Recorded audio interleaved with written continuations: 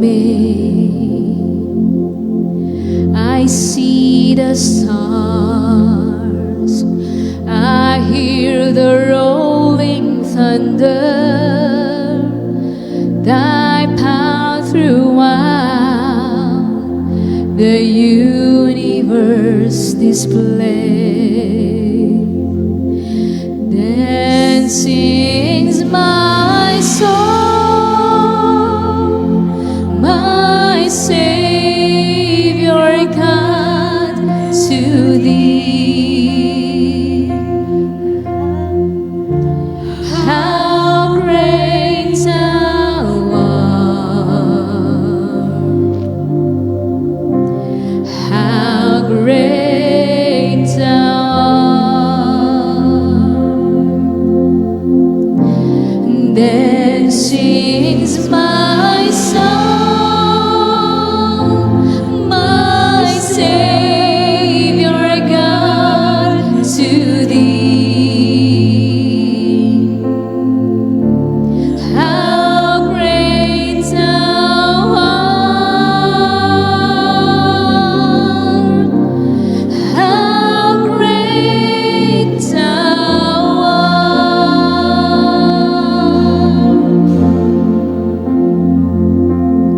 Oh Lord my God, when I know some wonder, consider all the work thy hands have made. I see the stars,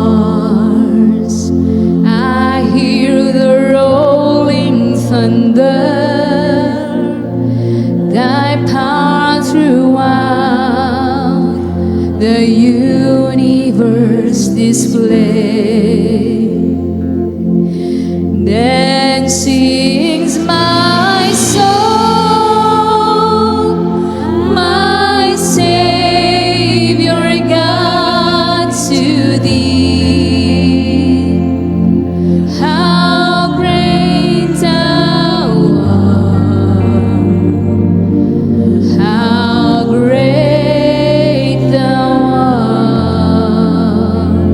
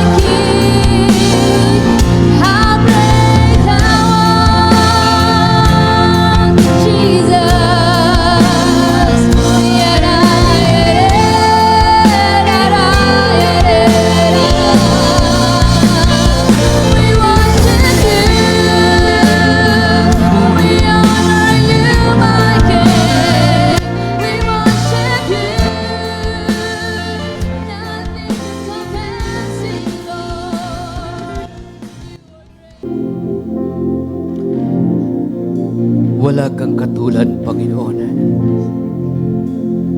Wala kang katulad.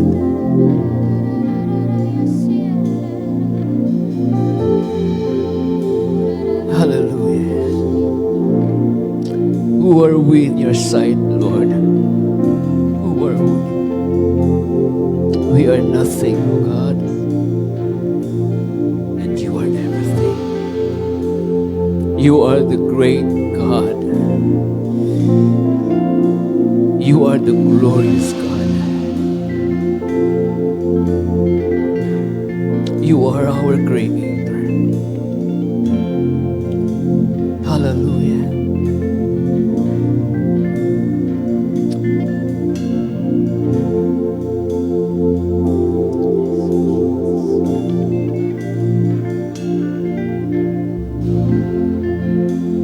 Luwalhatiin po kayo, Panginoon. Luwalhatiin po kayo.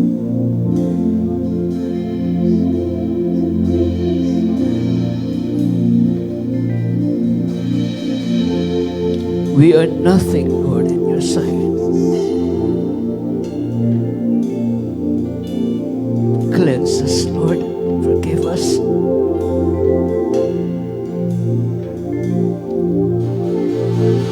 Make us worthy, Lord, of your presence, of your glory, of your grace, of your love.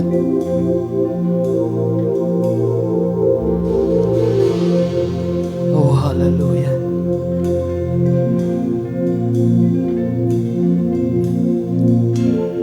Sinasamba ka po namin, Panginoon. Tinadakila ka namin. Kayo po, Panginoon, ang itinataas namin sa aming kalagitnaan. Ang iyong kataas-taasang pangalan. Ang iyong kadakilaan. Ang iyong kaluwalhatian, Panginoon. Oh, hallelujah. We worship you, Lord Jesus. We worship you, Lord Jesus. Thank you so much for your love, for your grace, for everything, oh God.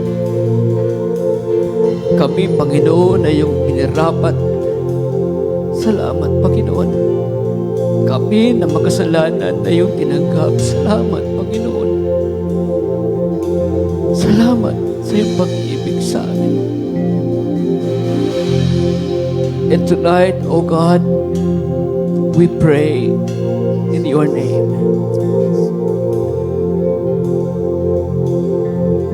Kayo po ay mangusap sa amin, Panginoon.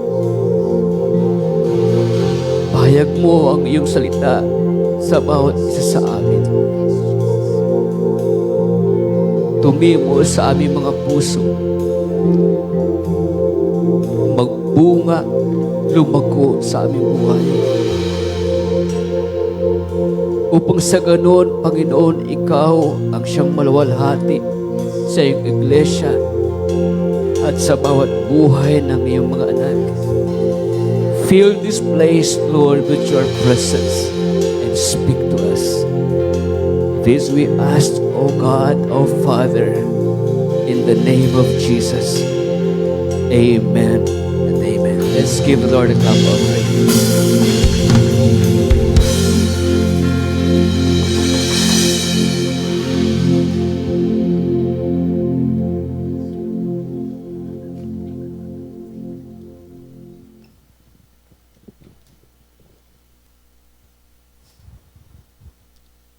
Magandang gabi po sa kanilang lahat.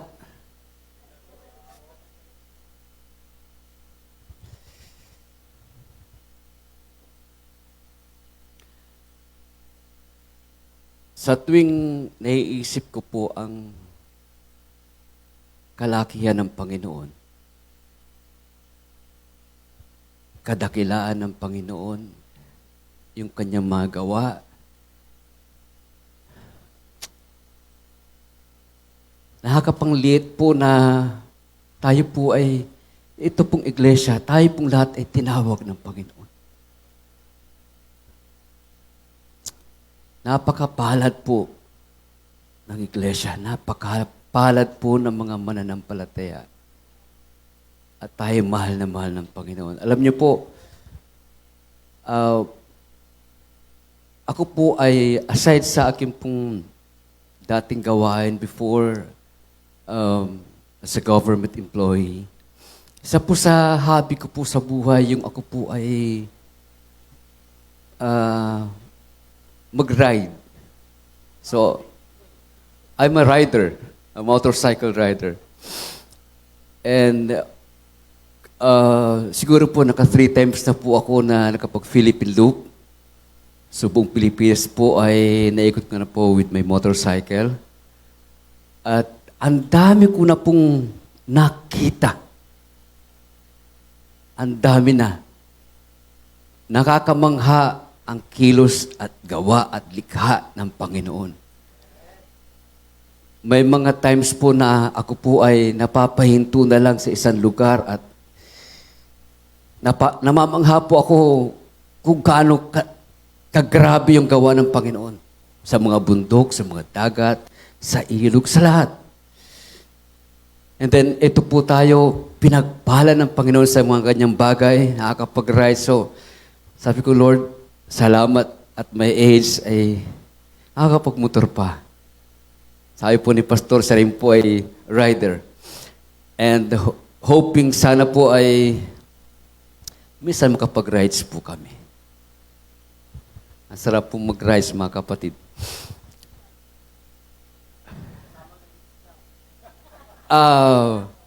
Kumuha yung misis ko. Dati po kasama ko ang wife ko sa pagmamotorcycle. Pero nung nagkaroon kami ng konting aberya, I think nangyari po yun in papakit ng Baguio sa Cannon Road. Muntik na po kami. Dala ko pong motor yung big bike. And doon na po siya nagsimulang kabahan. Ayaw na pong umangkas. So, ginawa po namin, yung aming maliit na sasakyan sa bahay ay kinonvert po namin. So, ang ginagawa namin mag-asawa ay yung tinatawag na car camping. So, nag-rise pa rin kami pero gamit namin sasakyan and convertible po yung sasakyan namin. Pwede kayong matulog doon sa loob. At nandun na po yung lutuan namin, kaldero, lahat-lahat. Nandun na. So pag kami huminto, kahit saan, just luto na lang kami. Timpla ng kape. So yun po yung mga blessings ng Panginoon. Now tonight, gusto pong bigyan ng pamagat po yung ating sermon, which is the urgency of the harvest. That's the title of our sermon for tonight. And let me start our sermon today with a question. What manner of urgency will you exert knowing that a great storm is coming?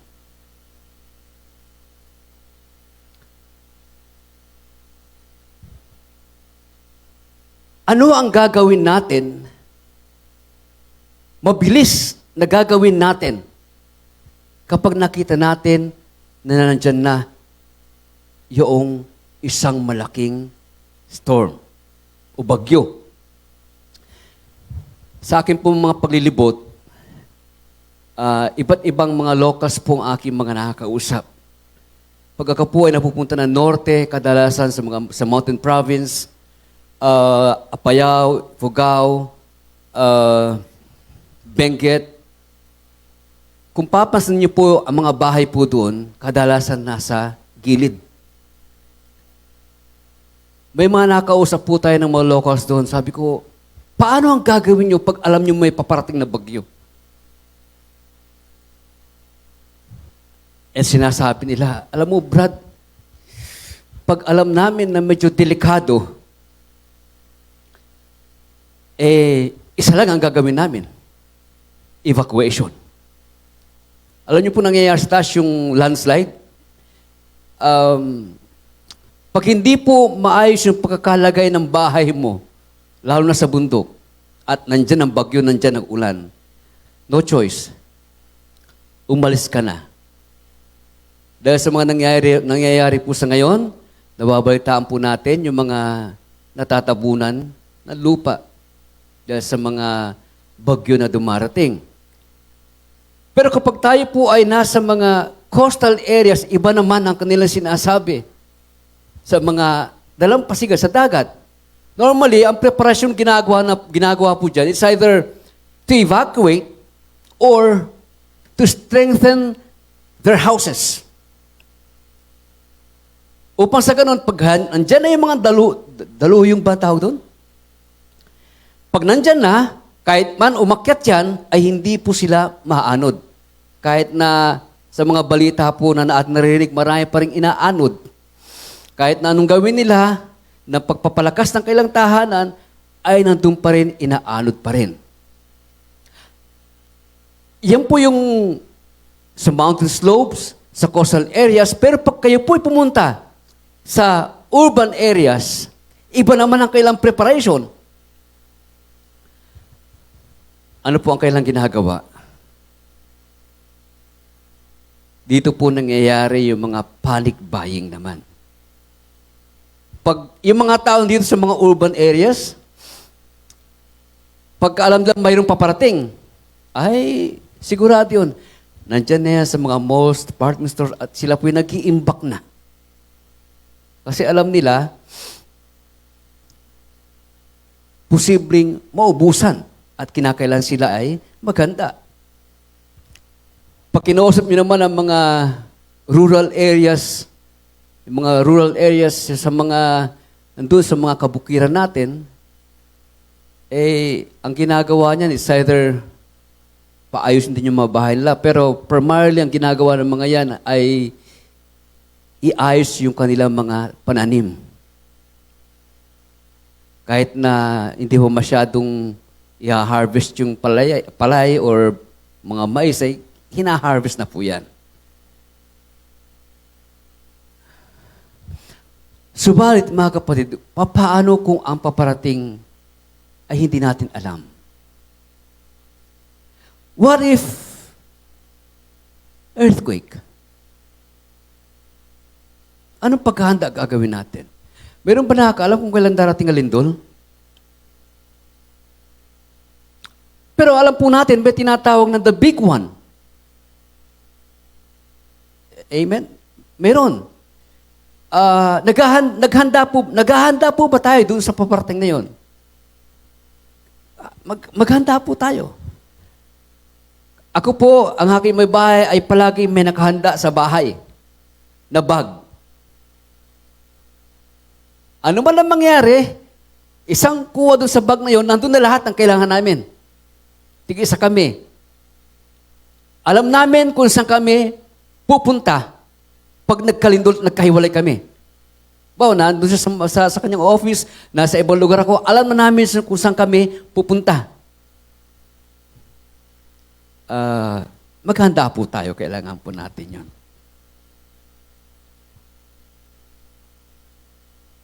Paano naman pag hindi po lindol ang dumating? Paano pag alimbawa ay, ito nakakatakot na ito nuclear disasters. Paano pag yung sinasabi lang ng mga meteors na galing sa taas, na bumabagsak na lang. Yung iba may liit, pero yung iba malaki, pero ang laki ng epekto po nun.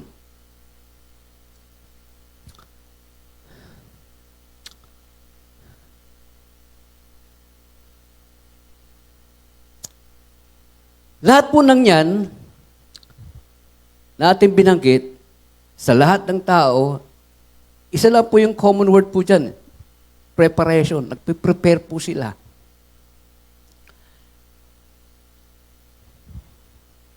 Now, pagdating sa spiritual realm, what manner of urgency will you exert, knowing that the day of the Lord is coming and is fast approaching?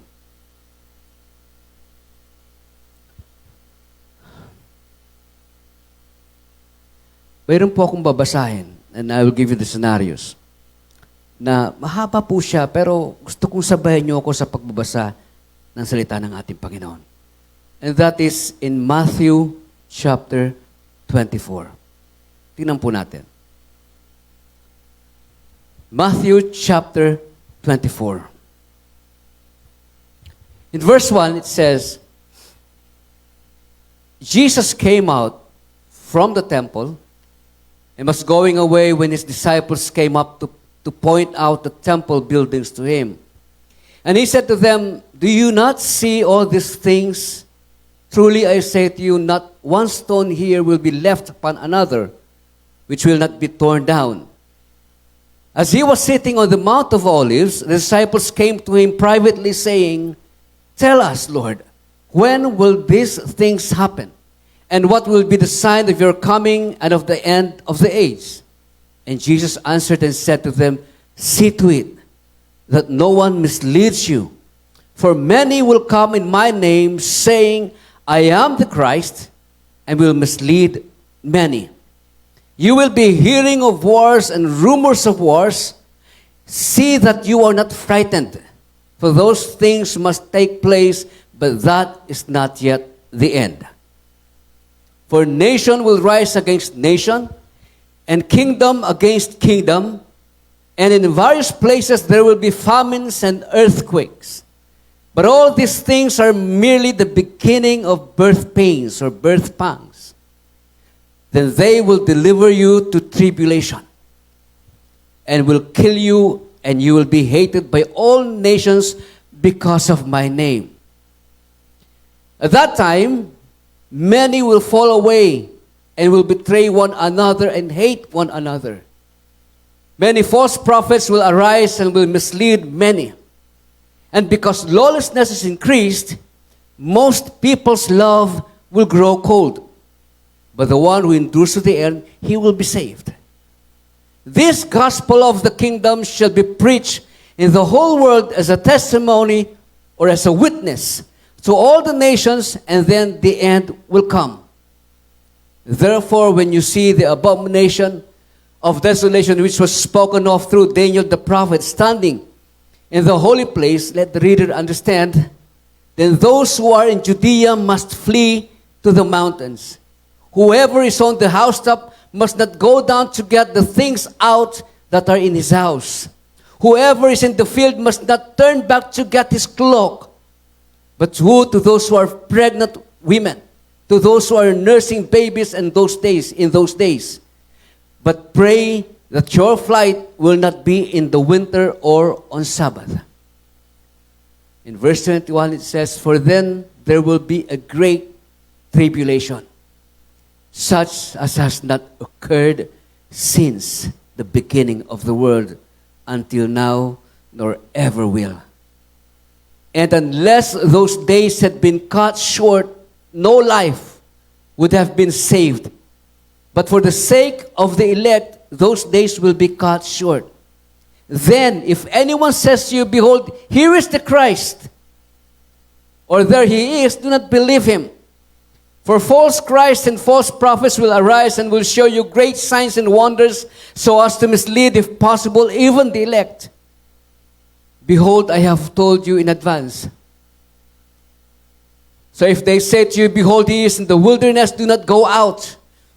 Or 'Behold, he is in the inner rooms,' do not believe them. For just as the lightning comes from the east and flashes even to the west, so will the coming of the Son of Man be. Wherever the corpse is, there the vultures will gather." In verse 29, "But immediately after the tribulation of those days, the sun will be darkened, and the moon will not give its light, and the stars will fall from the sky, and the powers of the heavens will be shaken. And then the sign of the Son of Man will appear in the sky, and then all the tribes of the earth will mourn, and they will see the Son of Man coming on the clouds of the sky with power and great glory. And he will send forth his angels with a great trumpet, and they will gather together his elect from the four winds, from one end of the sky to the other. 32. Now learn the parable from the fig tree. When its branch has already become tender and puts forth its leaves, you know that summer is near. So you too, when you see all these things, recognize that He is near, right at the door. This generation will not pass away until all these things takes place. Heaven and earth will pass away, but my words will not pass away. But of the day and hour no one knows, not even angels of heaven nor the Son, but the Father alone. For the coming of the Son of Man will be just like the days of Noah. For as in those days before the flood, they were eating and drinking, marrying and giving in marriage until the day that Noah entered the ark. And they did not understand until the flood came and took them all away. So will the coming of the Son of Man be. I want you to take notice of verse 40. There will be two men in the field. One will be taken, and one will be left. Two women will be grinding at the mill. One will be taken, and one will be left. Therefore, be on the alert, for you do not know which day of the Lord is coming.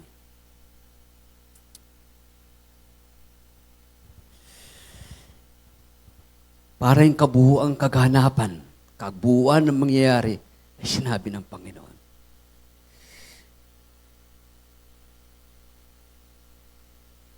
Ilang beses ko pong binasa ang chapter 24. And I am pondering, sabi ko, Panginoon, gaano katindi yung mangyayari na yan? Yung pagbabalik mo na yan. Nasubukan na po ba nating isipin kung gaano kalaki, kalawak, o gaano kahindik, gaano kalagim yung sinasabi na pagbabalik ng Panginoon? Sa akin pong maliit na kaisipan, meron po akong gustong ipakita sa inyo. Gusto kong makita nyo lang, para sa akin, yung a glimpse of what will happen. Sa aking paningin, maring ito ay maliit lang. Kasi hindi ko alam kung gaano kalaki. Sa aking nakayanan, gusto ko pong ipakita sa inyo itong bagay na ito. Kung ano yung posibleng maganap bago dumating yung second coming ng Panginoon. Let's start.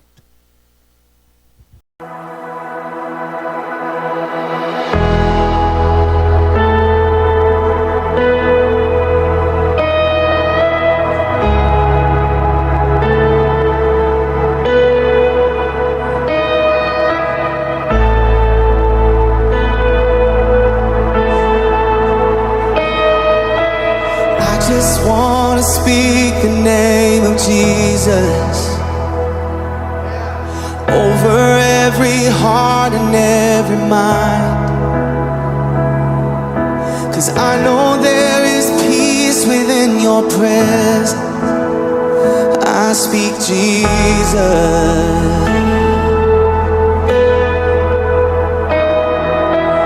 I just want to speak the name of Jesus till every dark addiction starts to break, declaring there is hope and there is freedom. I speak Jesus. Your name is power, your name is healing, your name is life. Break every stronghold, shine through the shadows.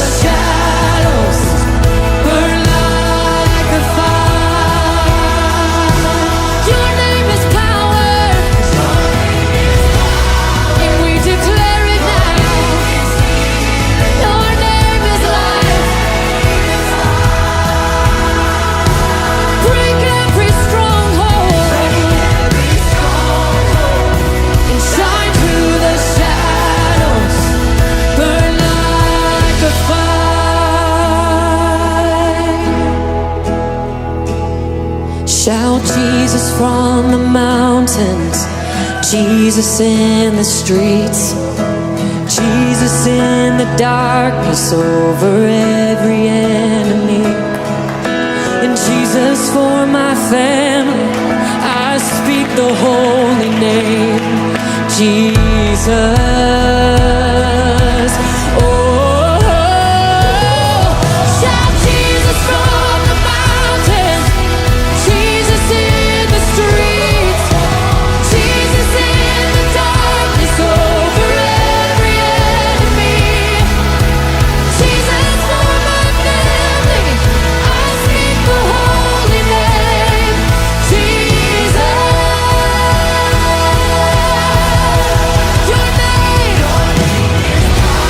Your name is healing. Your name is life. Break every stronghold. Shine through the shadows. Burn like a fire. Come, Holy Spirit. Your name is power. Your name is healing. Oh,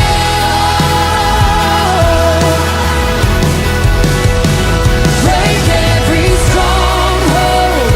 Shine through the shadows. Burn like a fire.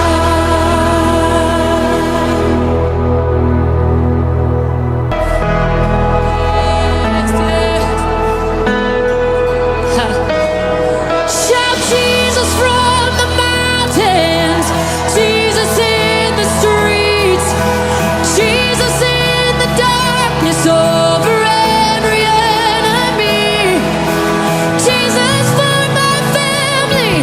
I speak the holy name, Jesus.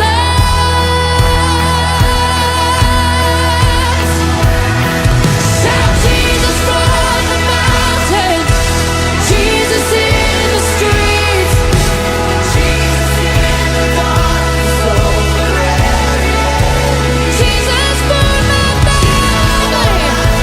Yeah, sing the holy name, Jesus. Shout Jesus, Jesus. And Jesus in, oh,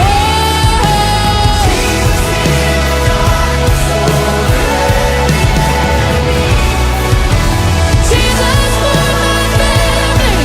I speak the holy name, Jesus.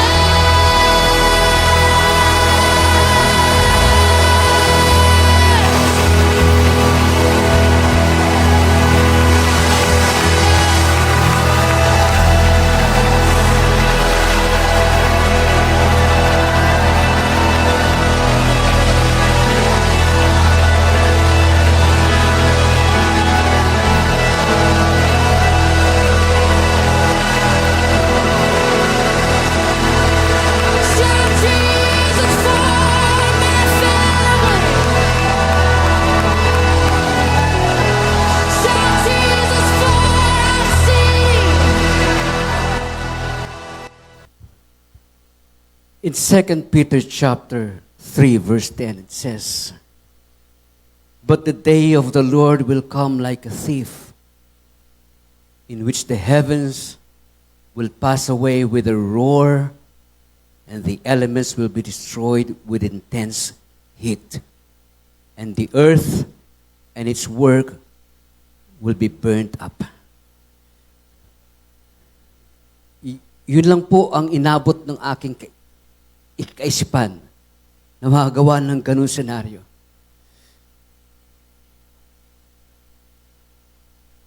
Pero ang salita ng Panginoon ay mas malaki pa dun.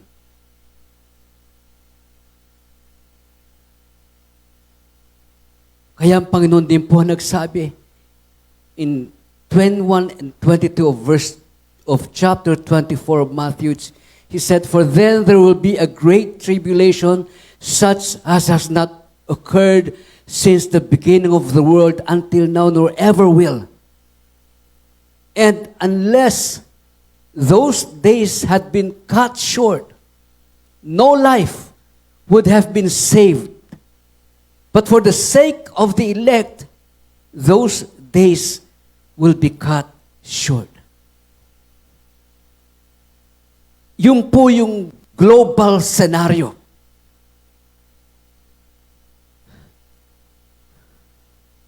Kung ano yung posibleng mangyari. But the second scenario na gusto pong ipakita sa inyo, aside from the global, is the individual scenario.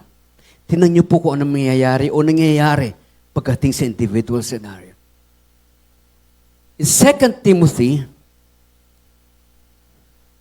chapter 3, it says, realize this, that in the last days, difficult times will come.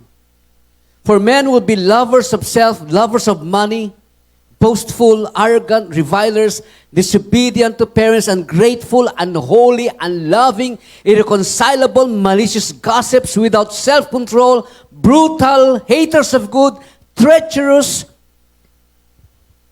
reckless, conceited, lovers of pleasure rather than lovers of God, holding to a form of godliness, although they have denied its power. Avoid such men as this. Yung po yung senaryo ng tao. Yan po yung nangyayari ngayon.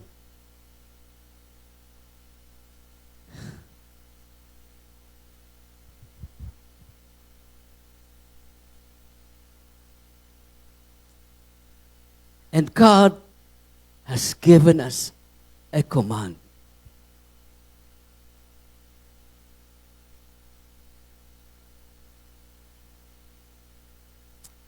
Yan po yung dahilan kaya mayroon po tayong missionary works. Because of that command na ibinigay ng Panginoon.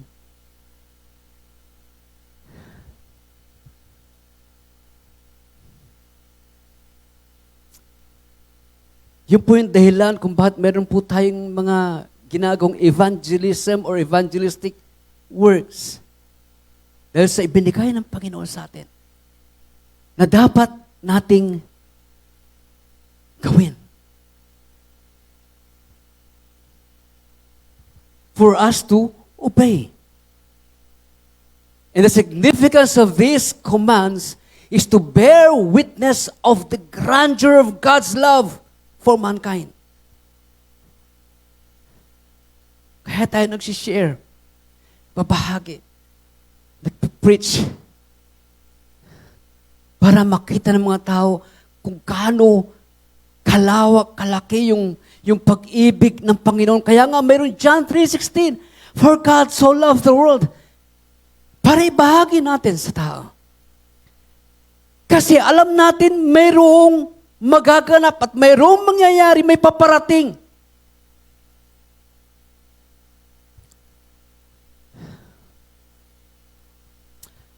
May mga nagsasabi, ang tagal na yan.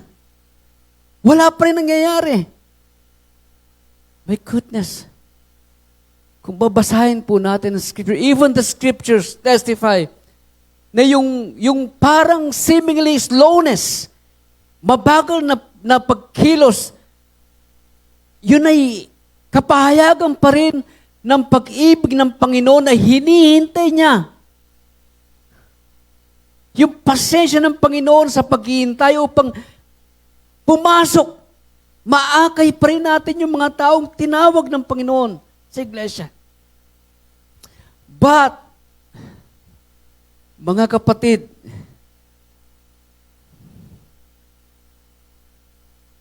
when the time is fully consummated, no one and nobody will blame God pagdating ng oras na yan. Ipapakita at iahayag ng Panginoon kung sino siya. Isang matuwid, isang banal na Diyos.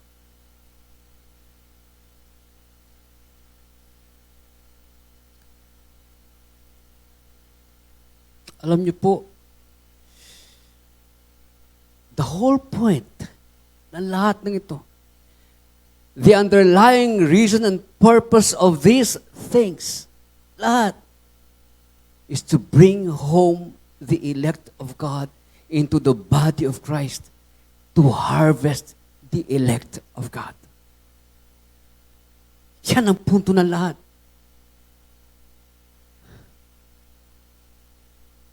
Yung makuha natin, i-harvest natin yung mga tinawag ng Panginoon. Madala natin sa iglesia ng Panginoon.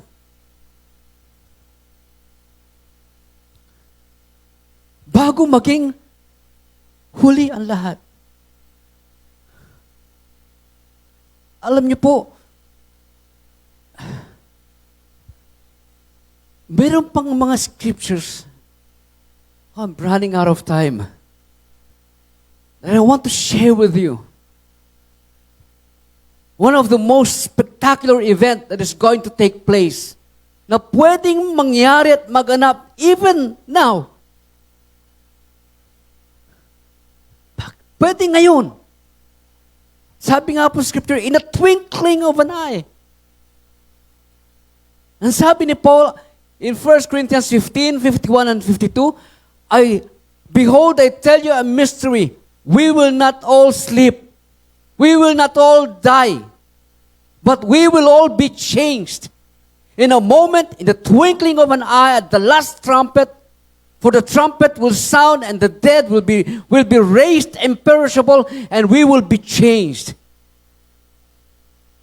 Kanina sinabi ko sa inyo yung Matthew 24, 41 and 42, that two men were in the field and one will be taken and the other one left.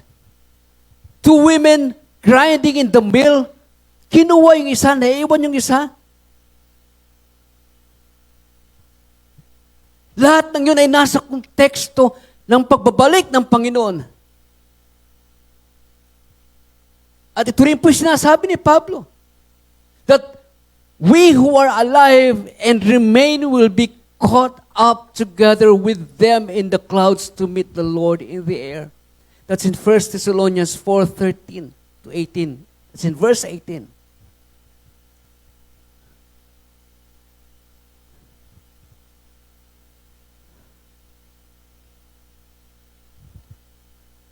Do you want to be left behind?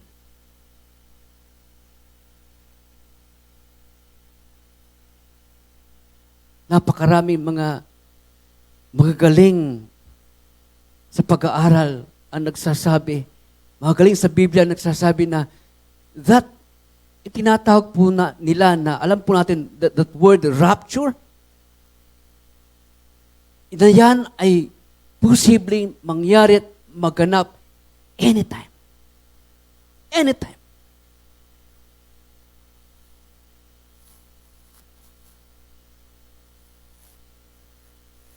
One will be taken, one will be left. One will be taken, one will be left.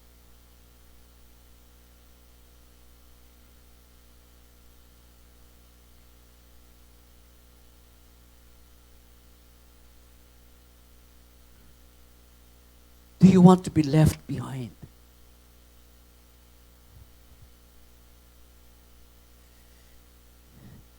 Do you want your family and loved ones to be left behind? Because I tell you, harvest time is real. And the clock is ticking. Hindi po ang mga anghel ang mag-i-evangelize. Hindi po ang mga anghel ang gagawa o mag-missions. Hindi po mga anghel ang magpo-proclaim ng mensahe ng Panginoon. Hindi po sila magre-reap ng harvest. Hindi po sila. It's us. The commission was given to us to reap the harvest. We are the laborers in the field. Ang bawat isa po sa atin. May kanya-kanya lang po tayong trabaho at gawain, pero lahat tayo ay bahagi sa pag-harvest. Lahat tayo kasama dun. upang kuhanin natin yung mga hinirang ng Panginoon at dalhin natin sa iglesia ng Panginoon.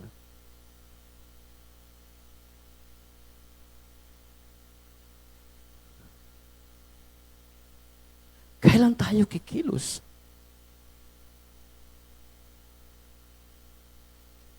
When are we going to respond?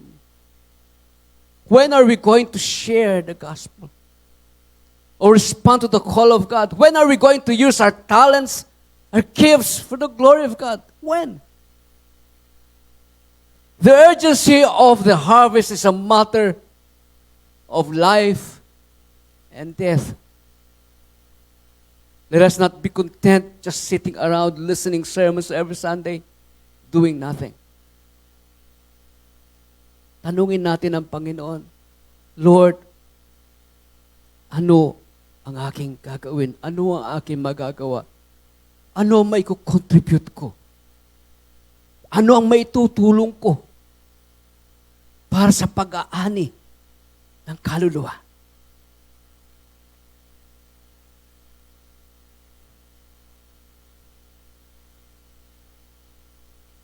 Si pastor ay nangangaral. Siya ay walang pinag-iba doon sa isang tao na may nahulog doon sa balon at siyang kukuha doon sa balon. Kukunin niya yung nahulog doon sa balon.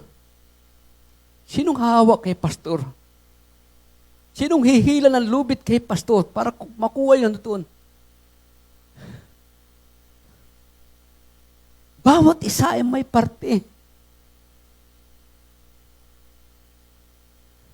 May mga ngaral.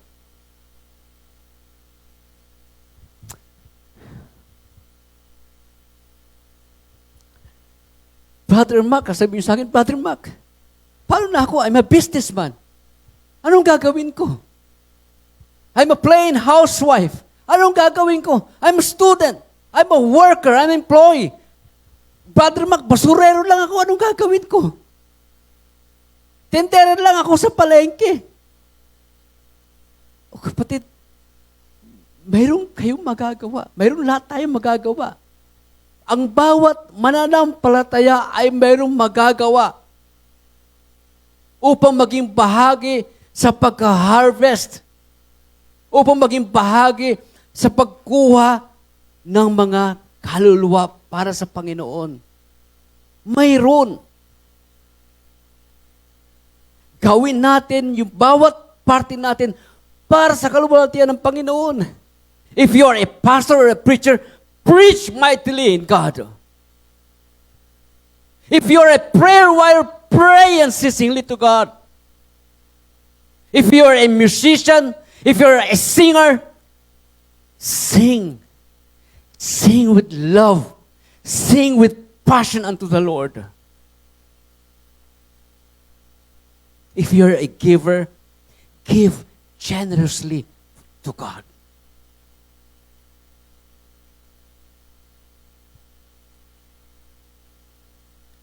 Kung ikaw ay doon lang sa labas at ikaw ay tagabati, o kapatid, batiin mo ang lahat ng dumating na para bang sila yung mga kapatid sa Panginoon, bahagi ng iyong pamilya. Ibigay mo ang buo mong pagiti para sa kanila. Pag ikaw ay yumakap at umakbay, ibigay mo yung buong buo sapagkat siya ay kapatid mo sa Panginoon. Bawat kapatid ay mayroong parte upang ang iglesia ng Panginoon ay maging buo, matatag, makapangyarihan, malakas, hanggang sa pagdating ng Panginoon, madatnyan na po tayo na malinis, maayos, makanta sa kanyang paningin. Huwag nating sabihin, kapatid, Brother Mac, tindera lang ako, wala akong maitutulong. No. Kahit tindera ka lang, kung ikaw ay marunong manalangin, ang laki na magagawa mo sa iglesia ng Panginoon. Si pastor, kailangan panalangin araw-araw. Sapagkat ang tukso na ibinibigay, ang tukso na ginagawa ng kaaway, lalo sa mga nagpapahayag ng salita ng Diyos kagaya ni Pastor, hindi nyo maiisip, grabe. At kung walang mananalangin sa ating pastor araw-araw, ay posible siya manghina.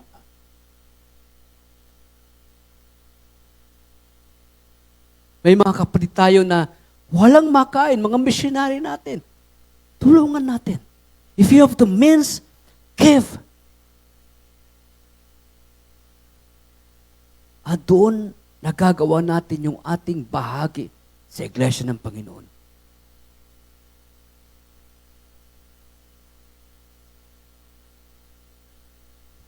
At higit sa lahat, mga kapatid, hindi lang sa ating mga gifts, hindi lang sa ating mga talents.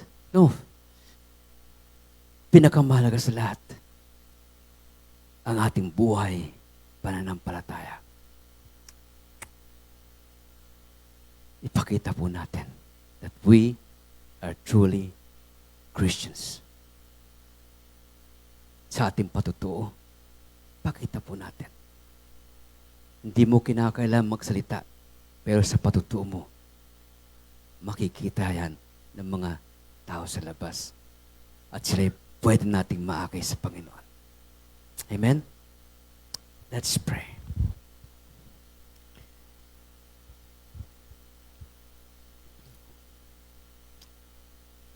Hallelujah.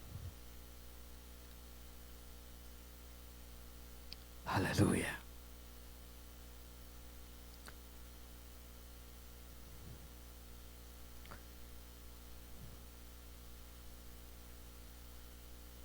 Maging bahagi kami, Panginoon, ang lahat ng mga bagay-bagay na may kaugnayan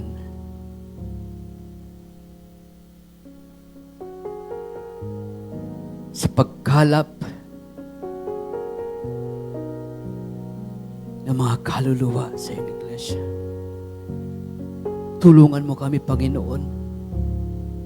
Gusto naming maging parte, Panginoon.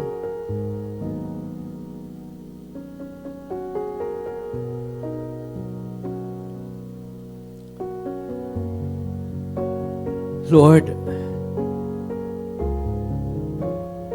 harvest time is real. Tulungan mo kami, Panginoon.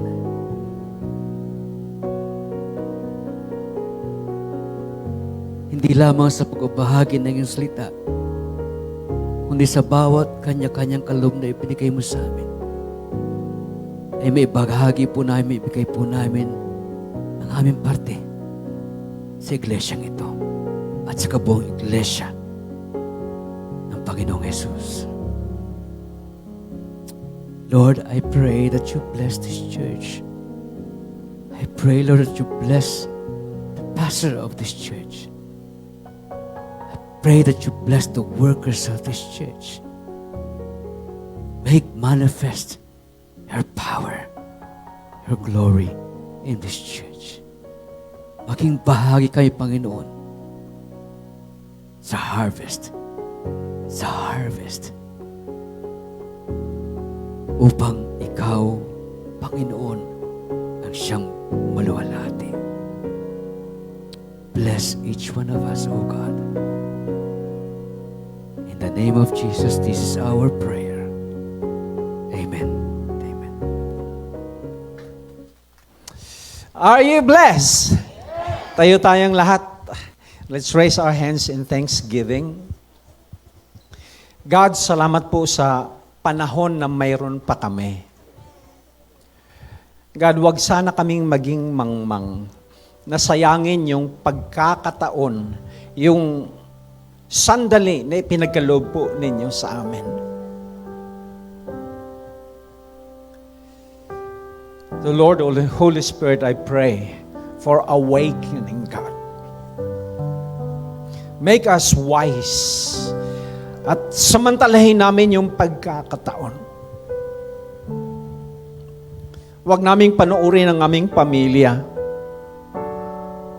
na nasusunog sa apoy ng impyerno.